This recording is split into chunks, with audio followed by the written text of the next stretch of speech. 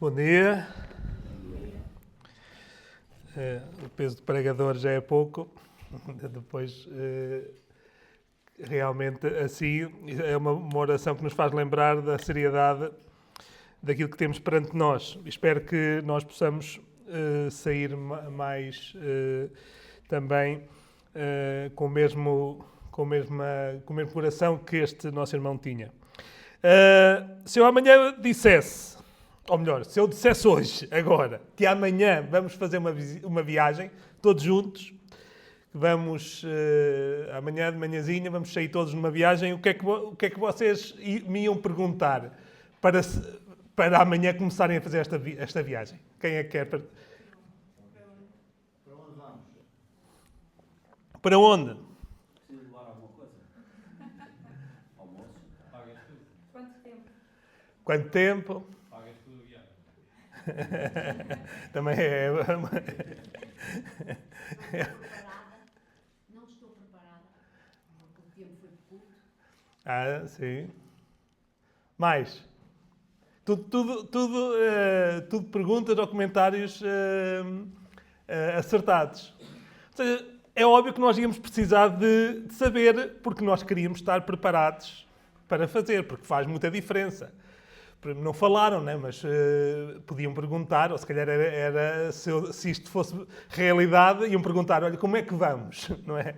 Porque faz muita diferença, se vamos a pé, de carro. Porquê? Porque dependendo da forma como fôssemos, para onde fôssemos, da forma que fôssemos, ia afetar a nossa preparação.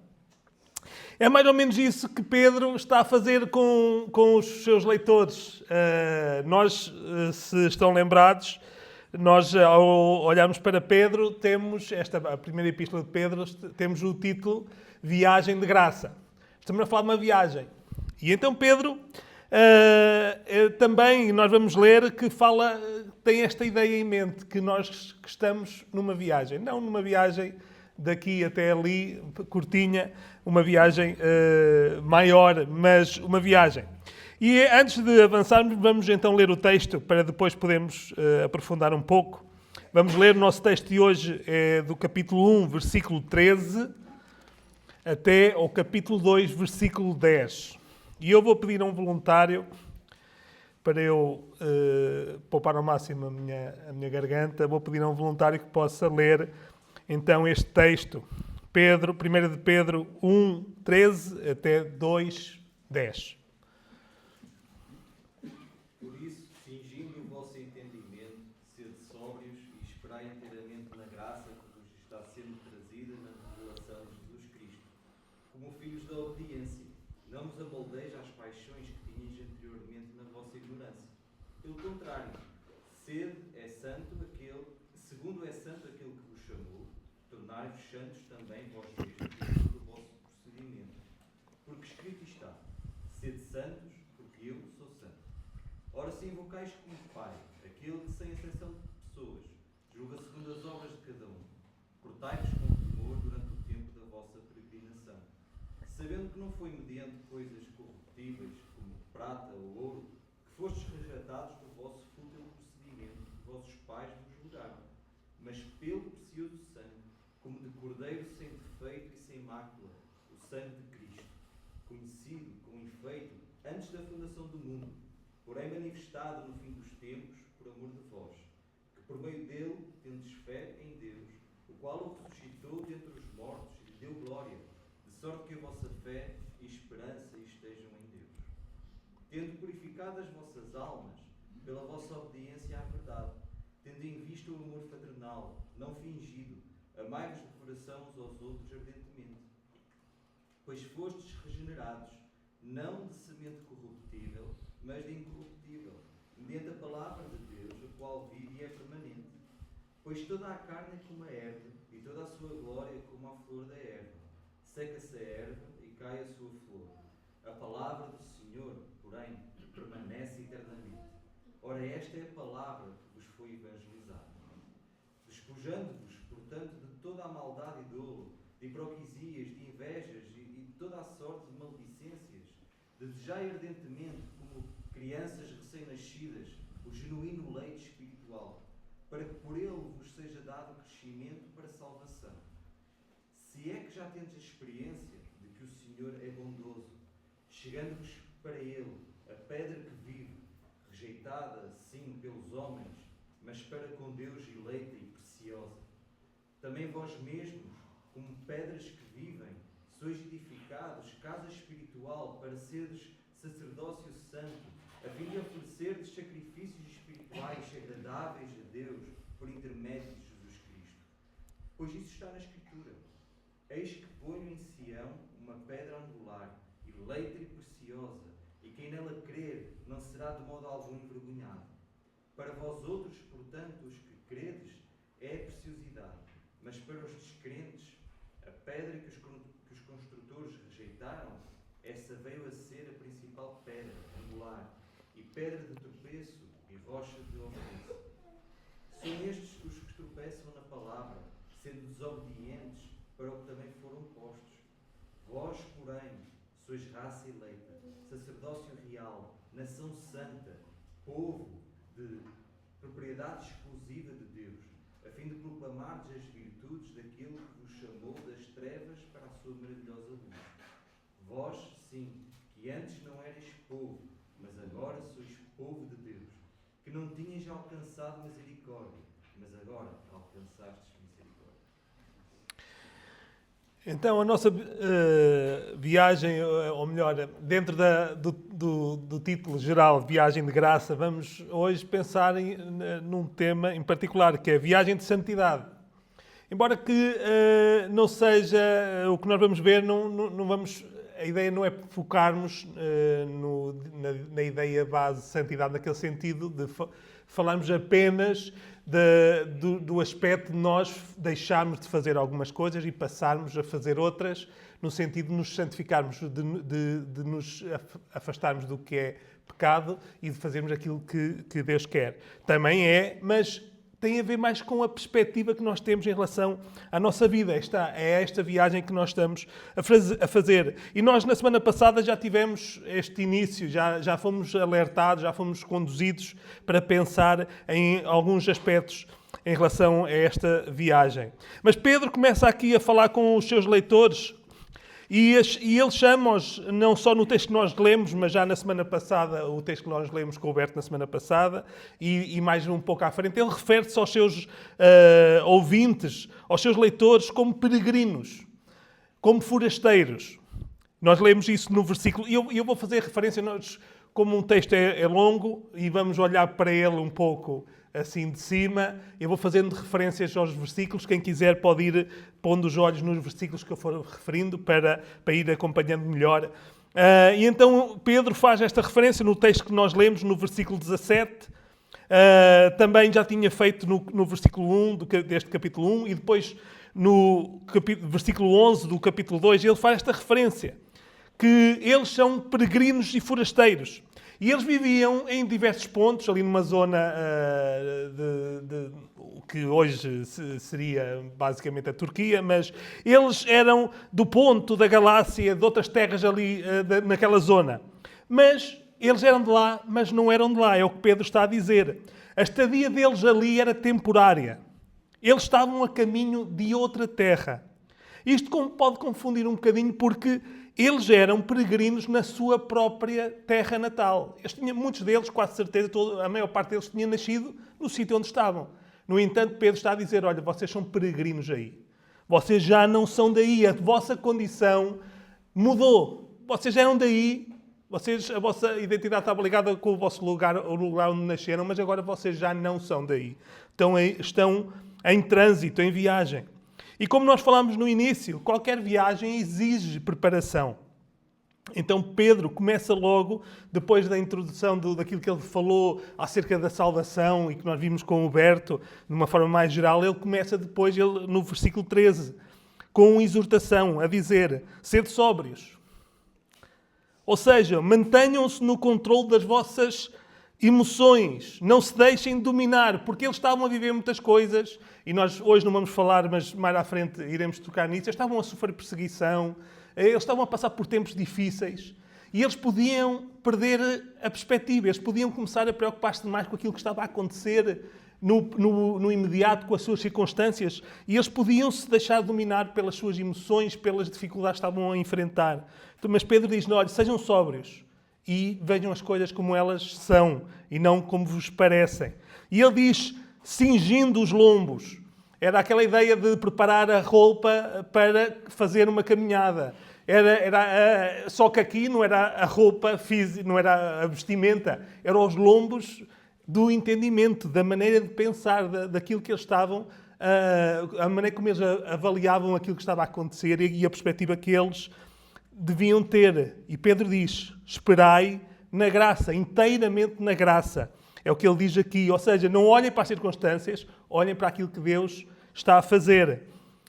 Ou seja, sim, resumido, uma maneira muito resumida, preparem-se para esta peregrinação, para esta viagem que vocês estão a fazer.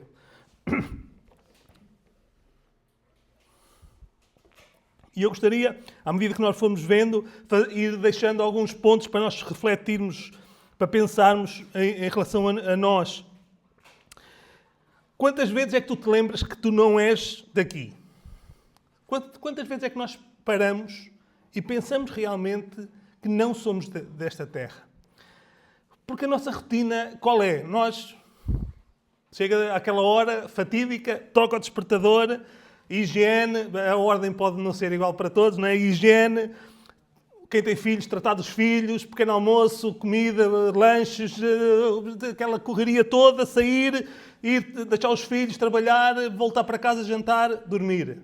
Dia seguinte, tudo novamente. E nós andamos naquela chamada roda do hamster, não é? Sempre. A nossa, é como as coisas naturalmente seguem. Quantas vezes é que nós paramos para refletir? Porque é que nós estamos, o que é que nós fazemos e o porquê é que fazemos o que fazemos? Qual é o sentido? Porque é que nós tomamos certas decisões e vivemos de determinada forma? Mas Pedro não fica por aqui. Ele diz que os crentes estão numa viagem, os seus leitores, nós estamos numa viagem, mas ele diz que para haver essa viagem, foi preciso haver uma chamada.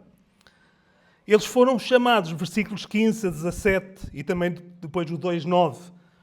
Eles tinham sido chamados. Até certa altura, eles eram gálatas, do Ponto, não sei como é que se diz, os habitantes do Ponto, eram do Ponto, eram daquelas terras, até certa altura, mas depois algo tinha acontecido, algo tinha mudado.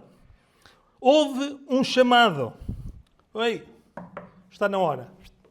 Agora tu já não és daí, estás a caminho de outro sítio. E quem é que tinha chamado? Pedro diz, Deus, o Pai, era quem os tinha chamado. Não tinha sido Paulo, não tinha sido Pedro, não tinha sido qualquer outro homem, nem qualquer instituição que os tinha chamado. Eles não tinha sido a igreja a chamá-los. Tinha sido o próprio Deus, tinha sido o Deus, o Pai. E quem era este Deus? Como é que ele é? Ele diz aqui, Pedro, aquele que é santo. Então Pedro mostra-lhes a implicação disto. Então, se Deus é santo, se é santo aquele que vos chamou, se vocês chamam a Pai àquele que é justo juiz, que julga o que cada um faz, se ele é vosso Pai, então viajai com uma atitude de temor. Vivam com temor. Então, mais uma vez para nós, tu foste chamado. Isso já aconteceu. Tu vives, desde que te lembras que és pessoa, no mesmo trajeto. Começaste a ir daqui a lá e estás na mesma linha e ninguém te chamou, Deus não te chamou para tu saíres do caminho que estavas a tomar. Se Deus não te chamou, então não estás na situação dos leitores de Pedro. Mas se tu já foste chamado, se Deus já te chamou, a pergunta é outra. Então, será que Deus continua a ser santo? Nós percebemos a implicação logo. Então, se Deus não mudou, se tu foste chamado, então o chamado é para que tu sejas santo. Não é simplesmente para que tu vás numa viagem sem contar a forma como tu vives, aquilo que tu pensas e que fazes. Porque Deus continua a ser santo. Então, Pedro já falou de uma viagem, falou de uma chamada, mas para entender melhor esta viagem, também temos que perceber que havia um país de origem, havia um ponto inicial. Eles eram da Galácia, do Ponto, era ali que tinha começado esta viagem. Então é preciso perceber, e Pedro faz perceber, de onde é que eles tinham saído, qual tinha o ponto inicial da sua viagem, o seu país de origem. Versículo 14, o que é que ele diz? Ele diz que eles tinham partido da ignorância. Eles viviam antes na ignorância. Mais, versículo 18. Não só ignorância, mas uma vã maneira de viver. Uma vã maneira de viver que eles tinham recebido dos pais deles. Os pais tinham vivido dessa maneira e eles, por herança, tinham recebido esta vã maneira de viver. Uma vida sem propósito, sem sentido. Só por ser vivida, fazendo as coisas como eles achavam que deviam ser feitas. Versículo 24. A comparação que Pedro usa é da erva. A condição deles era a de todos os homens.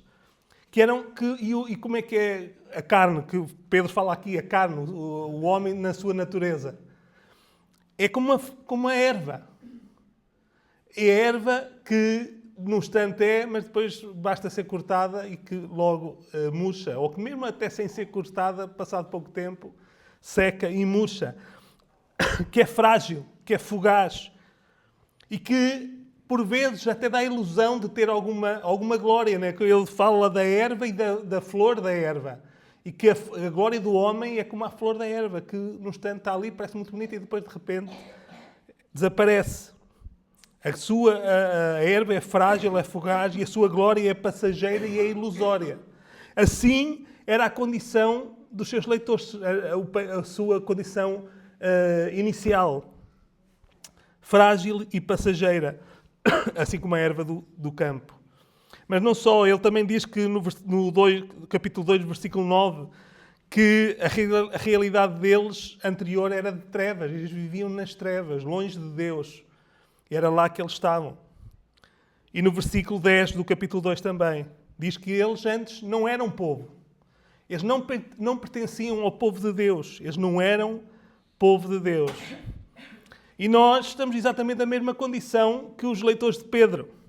Todos nós, sem exceção, todos nós nascemos nesta mesma condição. Partilhando esta mesma natureza passageira, fugaz, frágil. Esta permanência, nós nascemos na ignorância e nós vivemos, pelo menos até certa altura, nesta forma vã de viver. E se nada mudou, tu continuas ainda naquele ponto. Se não houve um ponto de viragem, se não houve uma chamada, uma mudança de direção, tu ainda estás nesta condição. Para nós, para muitos outros aqui, esta era uma condição passada, que mudou. Mas até que ponto é que isto faz mesmo parte do passado? Até que ponto é que esta vã maneira de viver ficou lá atrás, no passado? A tua forma de viver é segundo este mundo, é dentro da roda do hamster, na mesma, seguindo as mesmas ideias, fazendo as mesmas coisas, tendo as mesmas preocupações que o mundo? Ou é segundo Deus, com uma perspectiva realinhada, com uma perspectiva nesta viagem que estamos a fazer? E para isso eu gostava também de deixar para a nossa reflexão. Se nós recebemos esta vã maneira de viver dos nossos pais, que maneira de viver é que estamos a passar para os nossos filhos? Será que na prática nós estamos a passar esta vã maneira de viver, ou vivendo exatamente como o mundo vive? É que nós, sem darmos conta, podemos cair no risco. Podemos estar aqui no risco de estarmos a passar para os nossos filhos uma vã maneira de viver, com os olhos virados para a terra, para as coisas da terra, para os princípios da terra, para os desejos da terra, para os objetivos da terra. Então Pedro continua. Ele falou-lhe, estamos numa viagem. Falou da chamada, que Deus tinha chamado. Falou-lhes também de qual era a condição deles, mas Pedro deu-lhes mais informação. Deu-lhes também que eles agora tinham uma nova cidadania. Eles tinham sido chamados lá da sua terra, da sua condição, mas eles tinham agora uma nova cidadania. E ele, no capítulo 2, versículos 5, 9 e 10, fala acerca disso. E há aqui nós podemos perceber uma referência. Bem, em todo o texto, até em toda a carta, nós podemos encontrar estas referências, este pano de fundo que tem a ver com a saída de Israel do Egito a caminho de Canaã. Mais uma vez, uma viagem onde eles estão a caminho da Terra Prometida. E nestes versículos, Pedro faz uma citação direta de Êxodo, capítulo 19, que nós estivemos a ver não há tanto tempo, curioso também com o Huberto, no panorama do Velho Testamento, aquele caminho que nós fizemos no Velho Testamento, quando Deus diz exatamente, usa expressões e fala em relação ao povo de Israel aquilo que Pedro cita aqui no versículo 9, em particular. Pedro diz: vós sois povo adquirido. Vocês não eram povo. A vossa condição anterior era que vocês não eram povo, mas Deus comprou-vos. Vocês foram adquiridos. Agora são propriedade de Deus. Houve uma mudança de propriedade. Eles eram de um senhor e passaram a ser de outro. Mas não só. Eles eram uma nação santa. Ou seja, era uma nação, um povo separado, consagrado. Já tinham sido separados com um objetivo. Eles eram sacerdócio real. Nós não temos tempo para aprofundar, mas é interessante a junção da ideia de sacerdotes e reis. Mas Pedro, no capítulo 2, ele explica, dá ali aprofunda um bocadinho esta ideia no versículo 5. Eles eram sacerdotes reais, mas também eram templo. Eram pedras vivas que formavam as paredes do templo e eles eram os sacerdotes que oferecem sacrifícios espirituais. É o que nós lemos no versículo 5 do capítulo 2. E eram geração eleita.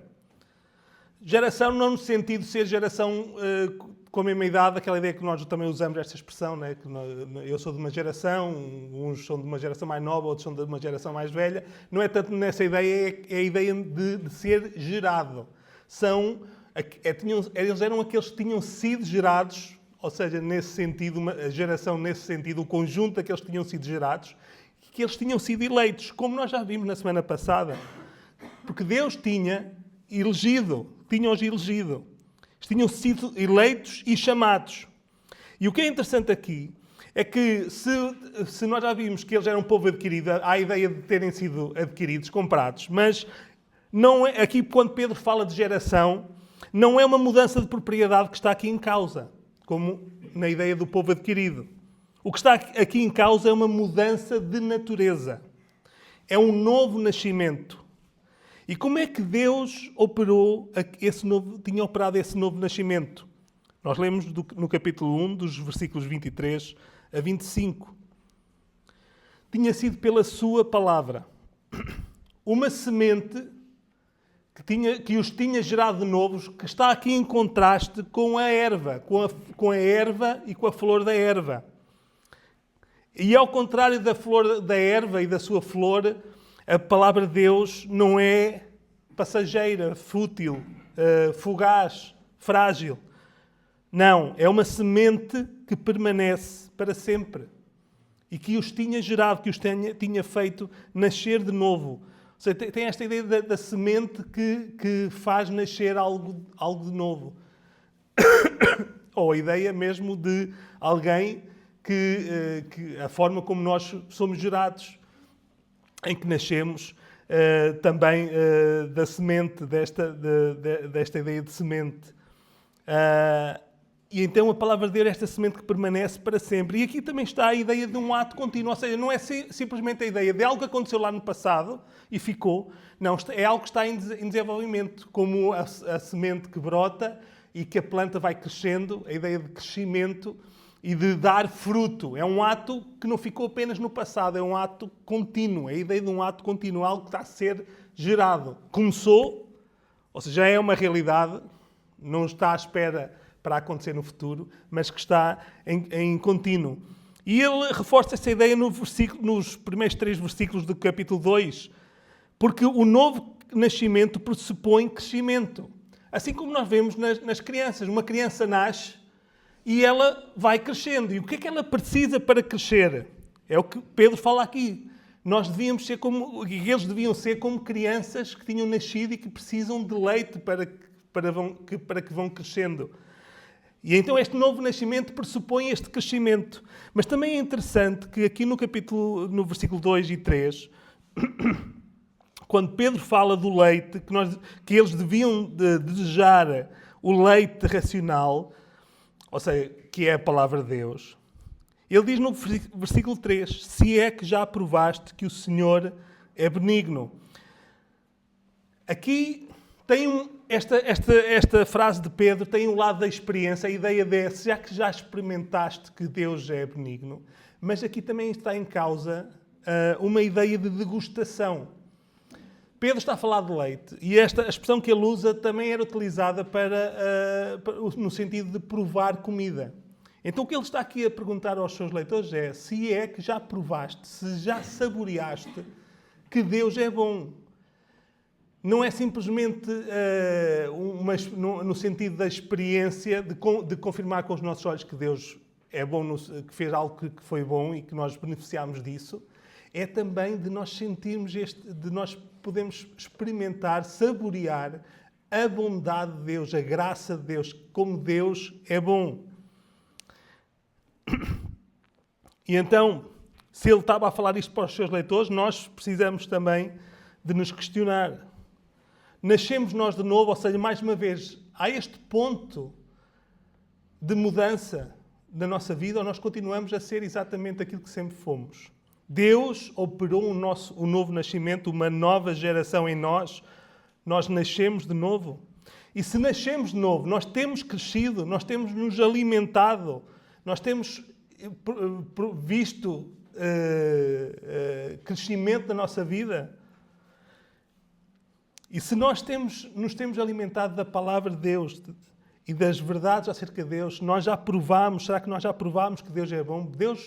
Nós, nesse sentido, saboreamos, nós apreciamos como Deus é bom, nós reconhecemos e apreciamos como Deus é bom. Mas, continuando no caminho que Pedro está aqui a trilhar, se há uma viagem, há um chamado, há um país de origem e há uma nova cidadania, nós temos que perceber, como Pedro estava a fazer perceber aos seus leitores, que isso não aconteceu de qualquer maneira. Porque a nossa condição era uma, porque a condição deles era uma e foi necessário mudá-la, houve um preço que teve que ser pago. Pedro deixa claro que houve um preço para essa mudança de propriedade, para essa mudança de natureza. E nós vemos isso no versículos 18 a 21 do capítulo 1. Que tinha sido como? Aqui podemos ler. Sabendo que não foi com coisas corruptíveis, como prata ou ouro, que fostes resgatados da vossa vã maneira de viver, que por tradição recebestes dos vossos pais, mas com o precioso sangue de Cristo, como de um cordeiro imaculado e incontaminado, o qual, na verdade, em outro tempo foi conhecido, ainda antes da fundação do mundo, mas manifestado nestes últimos tempos, por amor de vós.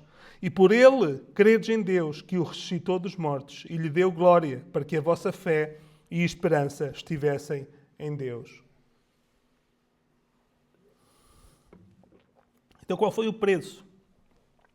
Foi o próprio Jesus. Foi o seu sangue, ou seja, a sua vida. O sangue aqui, mais uma vez, não é o sangue físico em si mesmo que tem valor.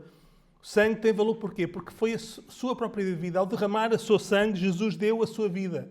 Ele morreu. Ele realmente morreu. E o sangue tem este simbolismo, tem este significado da vida. E o pagamento foi algo infinito e eterno. Não foi algo, como Pedro diz, não foi com algo que perece, algo corruptível, como prata ou ouro. Foi algo infinitamente superior, infinito e eterno. E que, mais uma vez, contrasta com a erva, com a carne humana, com a erva e a sua flor, que passageira, que logo desaparece. Não, aqui é algo eterno, infinito, incorruptível. E é interessante como Pedro, antes, já no texto que vimos com o Berto, quando ele fala de uma herança incorruptível, no versículo 4, no capítulo 1, versículo 4, ele também aqui depois fala deste preço, desta semente incorruptível, que é a palavra de Deus, e ele fala também deste preço, que foi pago com algo que também não é corruptível. Esta ideia é repetida por Pedro. Nós temos uma esperança que não é corruptível, que é eterna. Nós temos esta semente que nos gerou, que é a palavra de Deus, que é eterna, que permanece, que não é corruptível. E nós temos este preço que foi pago, que também foi pago por algo que não é corruptível, que não é passageiro, mas que tem valor infinito e eterno. E ele diz que não foi só a sua vida. Jesus também, o preço também passou por ele ser rejeitado. No capítulo 2, 4 e 6, ele diz que Jesus foi rejeitado pelos homens, aqueles para quem ele também tinha vindo, aqueles que deviam recebê-lo, que deviam crer nele, que deviam reconhecê-lo. Ele foi rejeitado pelos homens, mas para que com Deus, versículo 20 do capítulo 1, e depois também no capítulo 2, ele para Deus foi eleito, conhecido e precioso. Ele foi conhecido antes da fundação do mundo. Jesus foi conhecido por Deus antes da fundação do mundo. Ou seja, já era Deus, é a ideia de que já tinha sido preparado, já tinha sido escolhido para esta obra que mais ninguém poderia fazer. E se, apesar de ter sido rejeitado pelos homens, ele tinha sido eleito, conhecido e precioso para Deus. E por isso, Pedro, mais uma vez, caminha em cima desta verdade para trazer uma implicação no versículo 21. Por isso eles podiam confiar em Jesus. Porque Jesus tinha morrido, mas tinha sido ressuscitado por Deus. Deus tinha ressuscitado, o seu sacrifício tinha sido aceite, a sua obra tinha sido completa, tinha sido eficaz. Então, eles podiam confiar em Jesus para a sua salvação, porque o preço tinha sido pago, o resgate tinha sido completado. Para nós, o que é que este preço que foi dado por Jesus, o que é que ele desperta em nós? Será que desperta gratidão ou indiferença? Nós, mais uma vez, não nos lembramos, não meditamos, não pensamos realmente naquilo que foi necessário para que nós estivéssemos a caminho de um destino diferente. Este preço, esta mudança de propriedade, esta mudança de cidadania, esta mudança de natureza só foi possível porque foi pago este preço.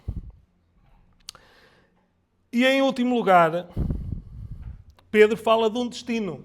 Ele falou da viagem, né, que tinha havido uma chamada, havia o ponto de onde saímos, a nossa condição, o país de origem, e havia uma nova cidadania, uma nova natureza, que tinha sido alcançado pelo preço, o preço mais excelente que poderia haver, mas também há um destino. E o destino, qual é? Onde é que acaba a viagem? Nós já falámos disto também na semana passada um pouco, no capítulo 1, versículo 9. O que Pedro falou é que o que estava aqui em causa era a salvação total, afinal, né, que vai culminar naquele dia em que para onde está voltada a nossa esperança, aquele dia onde tudo o que é pecado e aquilo que nos condiciona aqui vai deixar de existir e nós estaremos na presença de Deus para todo sempre.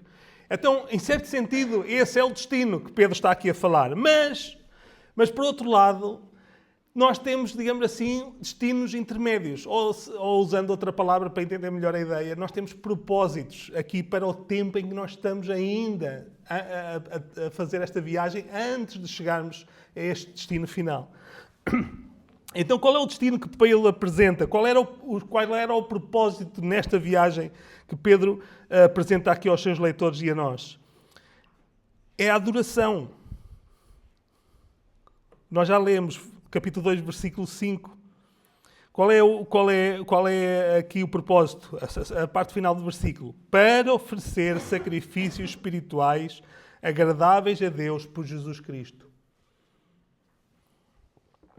Ou seja, nós fomos tirados da nossa condição, do caminho que estávamos a seguir, para termos uma nova cidadania, uma nova natureza, com um novo caminho. Mas para quê?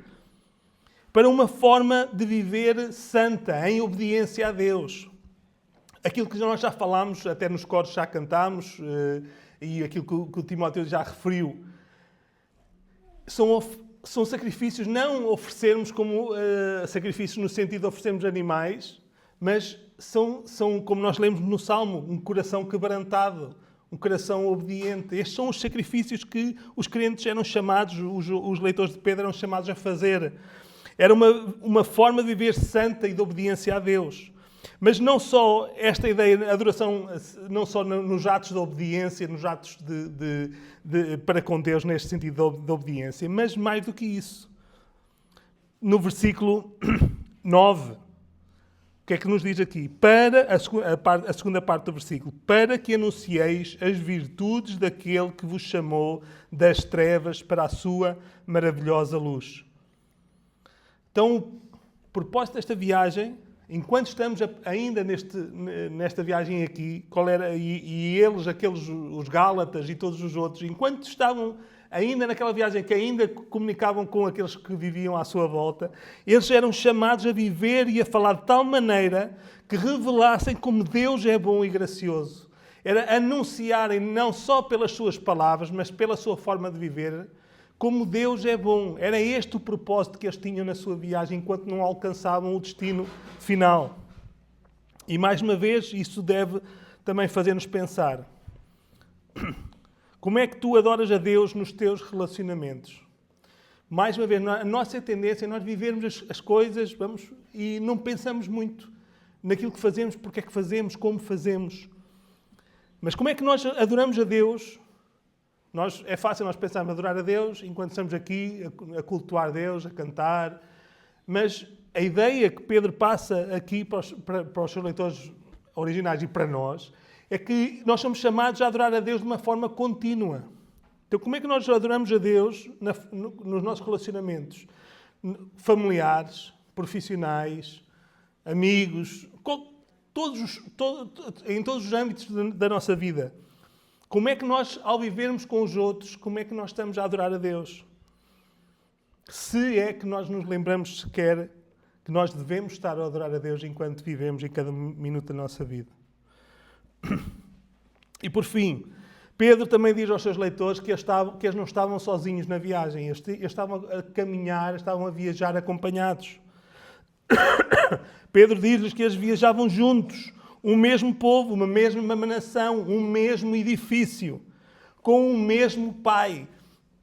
Deus não os tinha comprado para eles viverem sozinhos, mas para serem o mesmo povo, a mesma nação.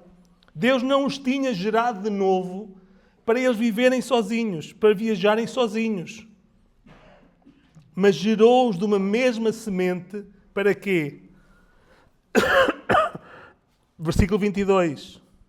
Purificando as vossas almas na obediência à verdade, para amor fraternal, não fingido, amai-vos ardentemente uns aos outros, com um coração puro. Eles tinham sido gerados, uma mesma semente, filhos do mesmo Pai, para se amarem uns aos outros ardentemente. Pedro usa mais que uma vez esta expressão. Não era um amor, pronto, ok, sei que nós temos que gostar uns dos outros, temos que conviver, tem que fazer um esforço. Não, é algo mais profundo. Porque se nós compreendemos que nós fomos gerados pela mesma semente, se nós compreendemos verdadeiramente que somos filhos do mesmo Pai, por isso somos irmãos mesmo, não segundo a carne, mas uma semente diferente, melhor, que permanece, que é incorruptível. Então nós vamos buscar este amor ardente uns pelos outros. Eles eram chamados a cuidarem uns dos outros, a preocuparem-se uns com os outros, a ajudarem-se e a deixarem-se ser ajudados. E tu, será que estás a viajar nesta viagem? Estás aquele tipo de turista? Agora, tirando a parte do turista, o foco não está no turista. Nós viajamos em camarote individual. Nós queremos ir no mesmo barco, mas olha, eu que tenho aqui o meu camarote, e quando eu quero, se eu quiser falar com alguém, eu abro, saio e vou falar um bocadinho com alguém. Mas depois fecho a portinha, não deixo que ninguém me incomode, nem incomodo ninguém, nem deixo que ninguém me incomode. Será que nós estamos a viajar desta maneira? Sem deixar que os outros nos ajudem, cheguem até nós e nem nós chegarmos até eles, ajudarmos aos outros? Não era esta a ideia de Pedro, que Pedro estava a passar para eles e para nós. Concluindo, todos nós estamos numa viagem. Todos nós que estamos aqui nesta sala, independentemente de qualquer consideração que já tínhamos feito, nós estamos todos numa viagem. Nós nascemos, nós vivemos e vamos morrer. E esta viagem não acaba aqui. A viagem tem todos nós esta viagem vai chegar a um fim e vai ter um destino. Podem ser destinos diferentes, mas todos nós estamos nesta viagem. E se tu não estás em Cristo, tu estás sozinho. Tu vais enfrentar sozinho esta viagem, que é a vida, e tu um dia vais-te apresentar sozinho diante de Deus no final desta viagem. Isto é igual para todos. Qualquer que seja a nossa idade, qualquer que seja a nossa circunstância, isto é igual para todos. Tu vais ter que chegar um dia e vais-te apresentar diante de Deus. Agora, se tu estás em Cristo, como Cristo é apresentado também por Pedro, Ele é a nossa arca. Eu já utilizei esta ilustração que pode nos ajudar a entender esta viagem em que nós estamos. Cristo é como se fosse um navio. Pensa na arca. Se calhar nós, como temos imagens mais modernas, a arca era grande, mas nós se calhar não conseguimos visualizar muito bem. E hoje em dia há navios ainda maiores. Então pensem no maior navio do mundo. E o que é que acontece?